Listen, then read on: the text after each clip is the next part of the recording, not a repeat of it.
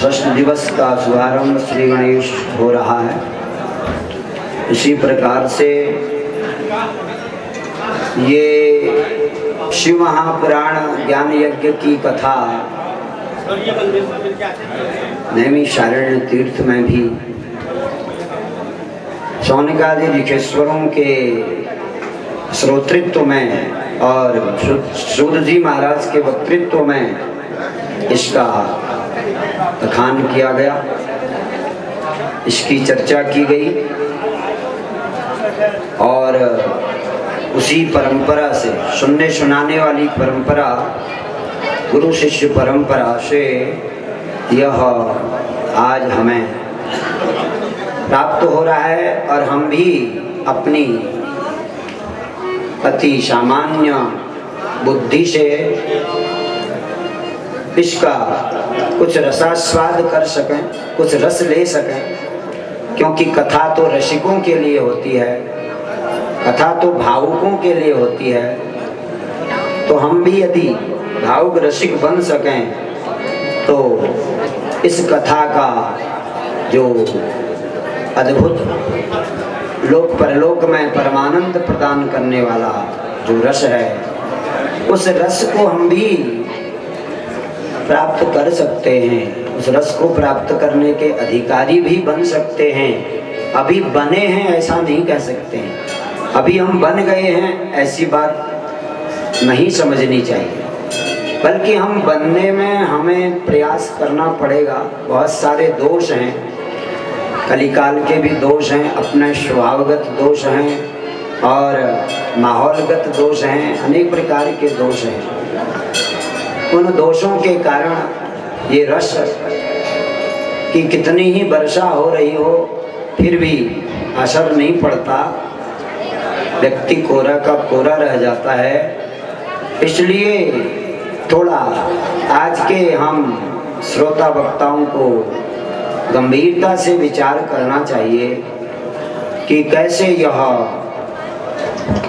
मधुराति मधुर जो रस है, जो परमानंद ब्रह्मानंद शाश्वतानंद दिव्यानंद को प्राप्त कराता है, प्रदान कराता है, उसको उस रस को हमने पहले पूरी विधि से, पूरी भावना श्रद्धा निष्ठा के साथ उसको हम ग्रहण करें। दोनों को ग्रहण करना है, जैसे वक्ता को ग्रहण करना है ऐसे श्रोता को भी ग्रहण करना है, सुनने वाले को भी सुनाने वाले को भी, सभी को इस रस का लाभ उठाना है, आनंद स्वाद उठाना है, मतलब स्वाद का आनंद उठाना है, प्राप्त करना है। तो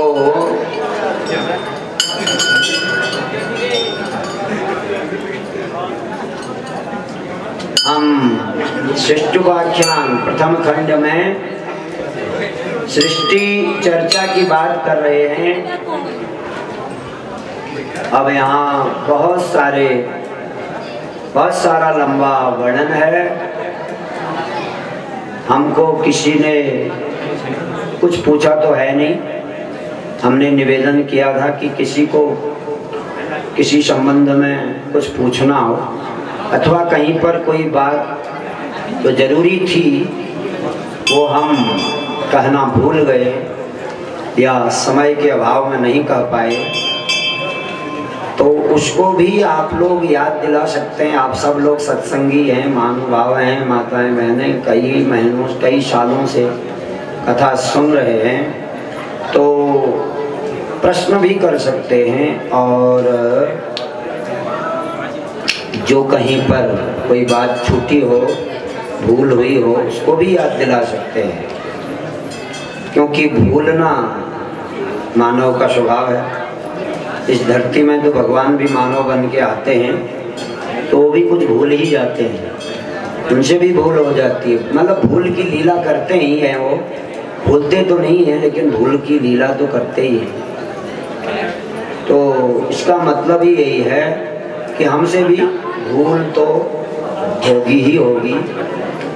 कल हम जो चर्चा कर रहे थे उसके बाद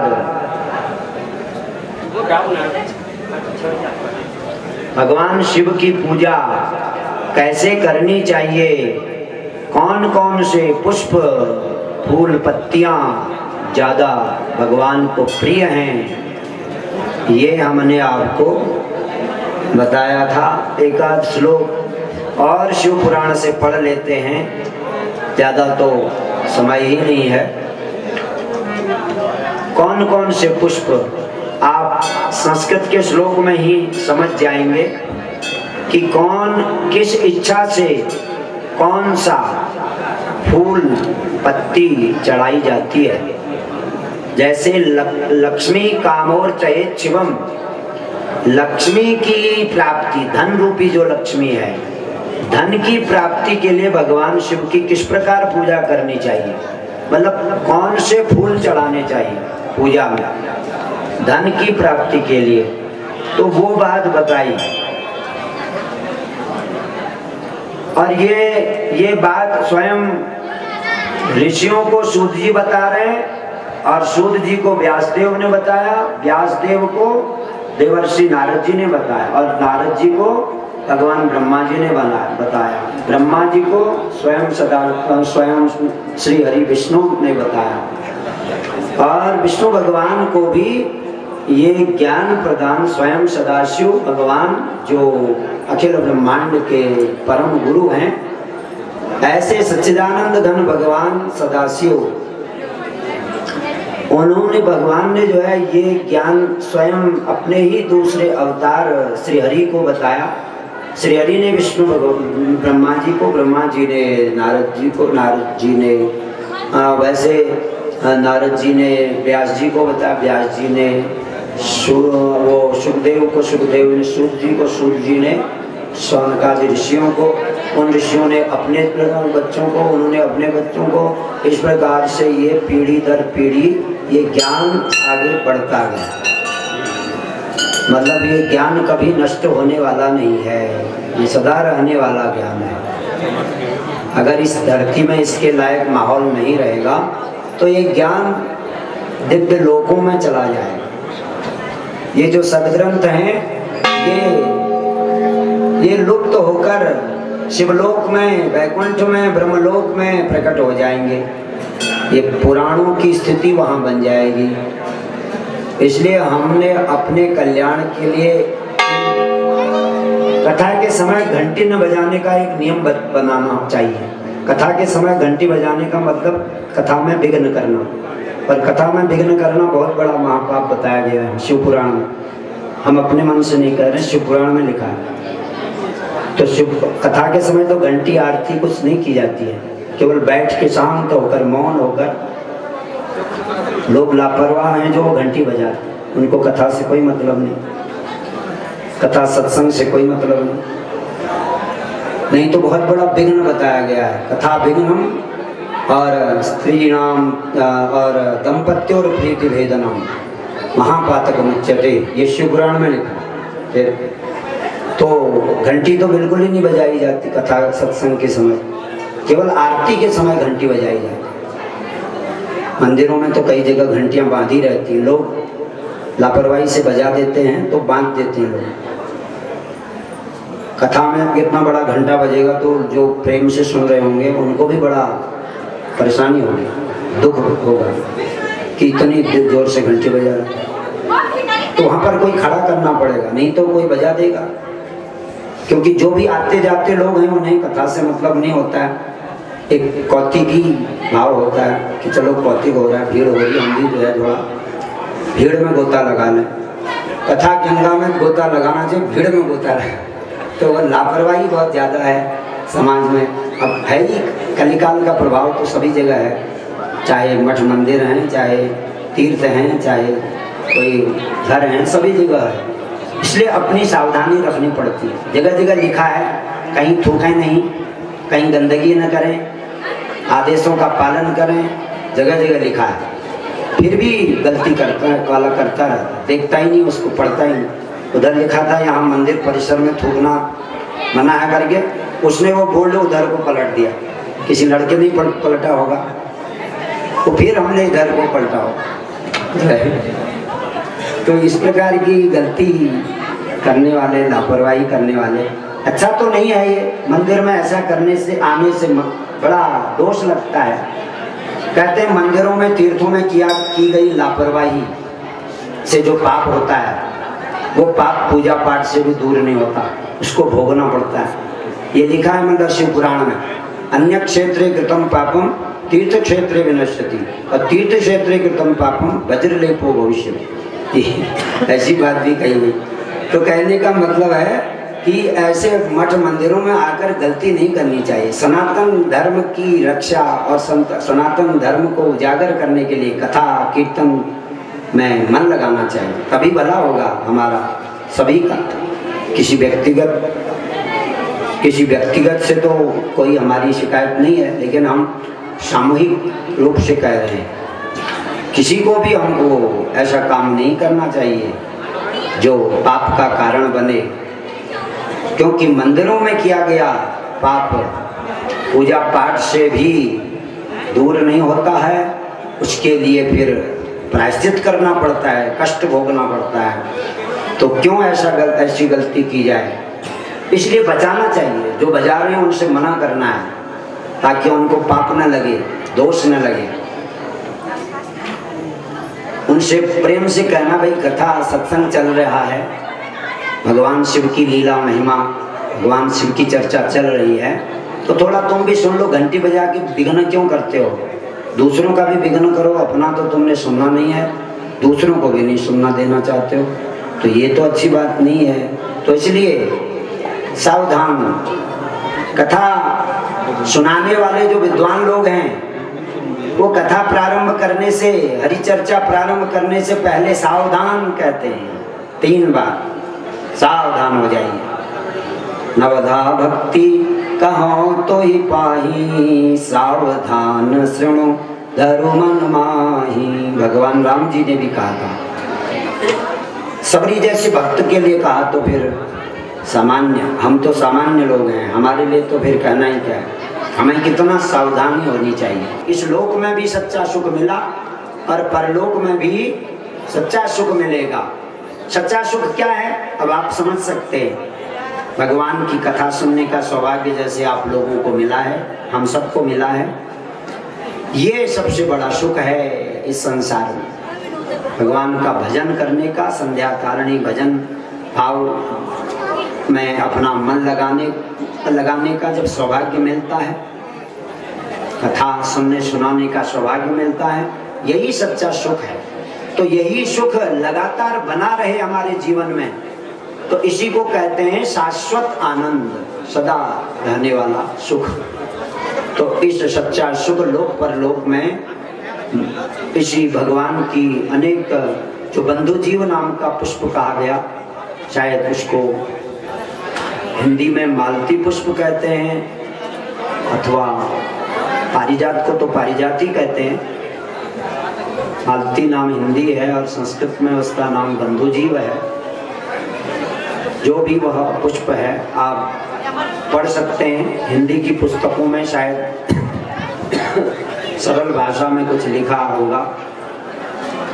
इत्याद्यैर विविधैर मानम दृष्ट्वा कुर्यात् शिवार्चनम, सर्व काम समृद्ध्यर्थम मुक्त्यर्थम कामनो उचितः।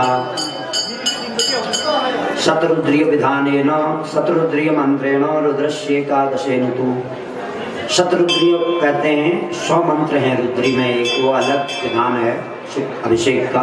100 मंत्रों से जो शिव जी के अभिषेक कराया जाते हैं, मतलब दूध दही घी आदि पदार्थों से, वो शतरुद्री विधान से करने चाहिए। मतलब 100 मंत्रों के माध्यम, 100 मंत्रों का पाठ वैदिक विद्वान ब्राह्मण के द्वारा, वैदिक विद्वान हो, सदाचारी हो, धर्मात्मा हो, ऐसे महान पंडित ब्राह्मण के द्वारा वेद पाठ कराया जाए 100 मंत्रों का, और उनकी विधि पूर्वक सेवा की जाए, पूजा की जाए, और फिर उन ब्राह्मण देवता से जो है बढ़िया रुद्री शतरुद्री पाठ की प्रार्थना की जाए, और फिर उनके पाठ करने पर जल चढ़ाना चाहिए।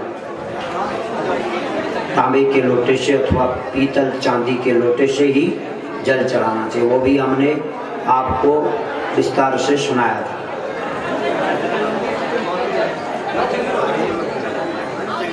आगे लंबी चर्चा है, हम बहुत विस्तार नहीं कर सकते हैं। एतद् वै सफलम् एतत्ते सर्वमाख्यातं यत्पृष्टोऽहं मुनीश्वर। एतद् वै सफलं लोके सर्वकामहितावहम्।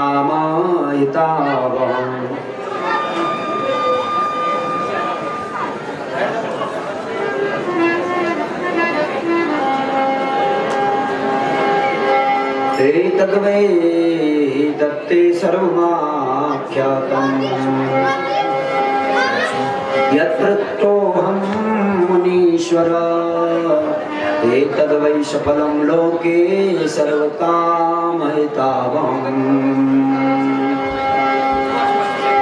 यत्फलं लभते भक्त्या तद्वदामि यथा श्रुतं। यत्र भुक्त्वाखिलं सौख्यं पुत्रपौत्रादिभिः शुभम्।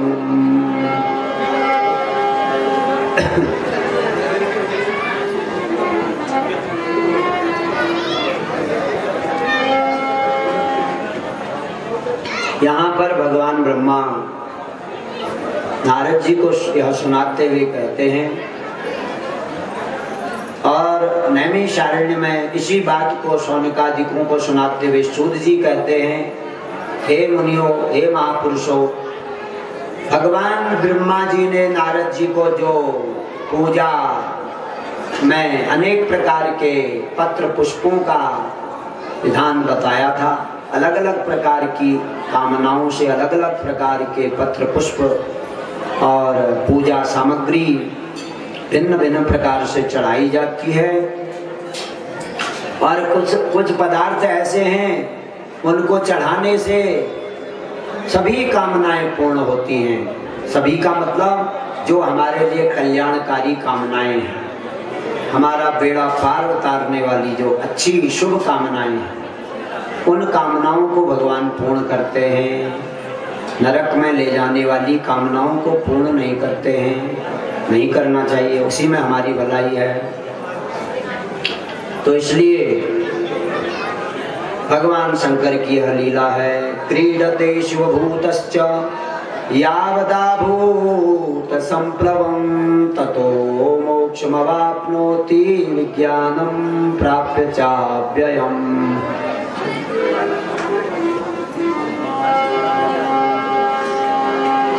यहाँ भगवान ब्रह्मा जी ने जब नारद जी को कहा कि हे देवर्षि नारद, ये भगवान सदाशिव महाप्रभु की क्रीड़ा है, लीला है। वो जब तक महाप्रलय नहीं कर देते तब तक ऐसी लीलाएं, भक्तों को आनंद देने वाली लीलाएं और उनको परम आनंद परम सुख देने वाली लीलाएं करते रहते हैं।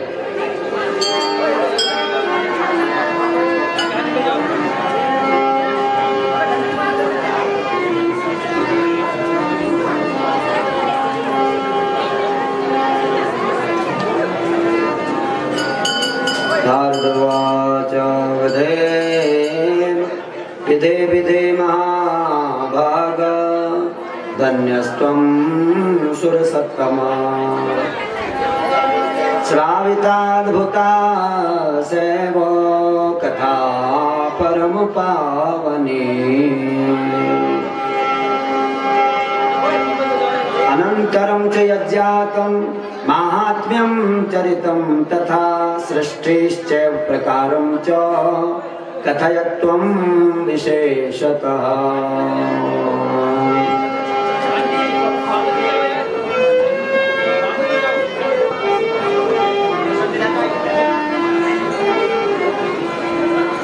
यहाँ पर भगवान नारद जी, देवर्षि नारद जी महाराज स्वयं भगवान ब्रह्मा जी से पूछते हैं, उनको उनके चरणों में वंदन करते हुए देवर्षि नारद महाराज ने कहा कि हे ब्रह्मन, हे पितामह, हे गुरुदेव, आपने बड़ी ही अद्भुत शिव कथा, लिंगोत्पत्ति, लिंग पूजा विधान आदि आदि बहुत सारा ज्ञान प्रदान किया है, और जिसको सुन करके मेरे हृदय का दुख नाश तो हुआ ही है, मुझे परम आनंद की अनुभूति तो हुई है, परंतु मैं और भी सुनना चाहता हूँ। मेरी लालसा बढ़ती ही जा रही है, क्योंकि सच्चे श्रोता हैं नारद जी।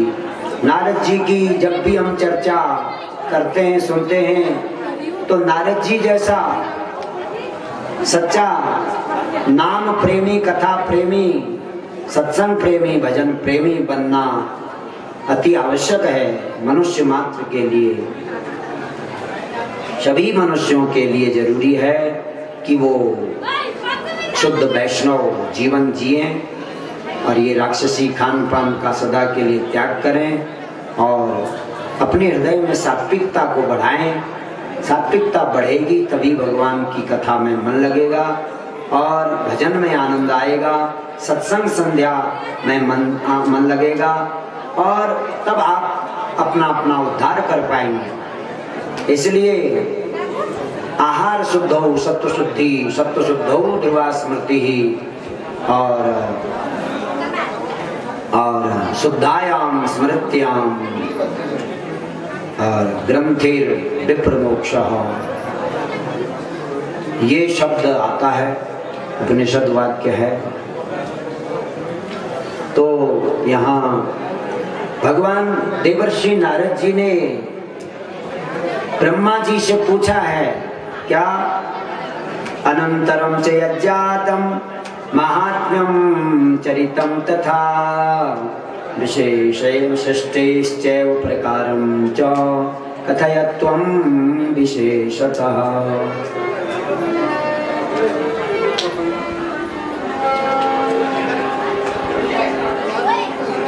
जब ये पूछा कि महाराज आप कृपा करके, हे गुरुदेव, आप सृष्टि की क्या का प्रकार कि सृष्टि कितने प्रकार की है और सृष्टि के कितने प्रकार से सृष्टि का विस्तार हुआ है और सृष्टि में क्या क्या भगवान ने प्रकट किया है अपने श्री विग्रह से, अपने ही दिव्य श्री अंग से भगवान क्या क्या प्रकट करते हैं।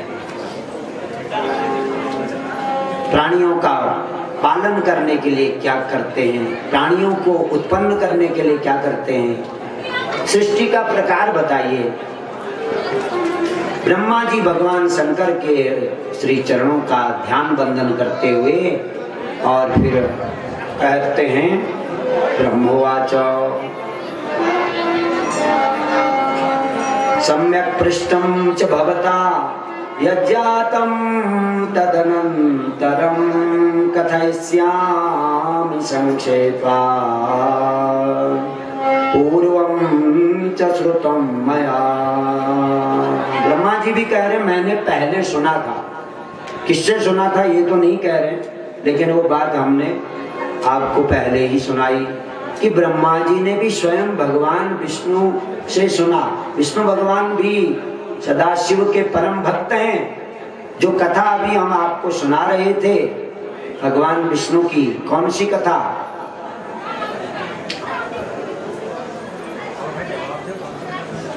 भगवान विष्णु ने जो 1000 कमलों से कई वर्षों तक भगवान शिव का पूजन किया था। भगवान विष्णु को तब दिव्य ज्ञान प्राप्त हुआ था। उनको भगवान गौरी शंकर का दर्शन हुआ था और भगवान शिव ने उनको शैवी विद्या और जो शैव ज्ञान है, जो सृष्टि का रहस्य है, वो बतलाया था और उनको जो है सृष्टि का पालन करता बना दिया। सृष्टि के उत्पत्ति करने वाले, रचना करने वाले ब्रह्मा जी और उस रचना किए हुए जो जीव प्राणी हैं उनका पालन करने वाले भगवान श्री हरि विष्णु और संहार करने वाले स्वयं रुद्र।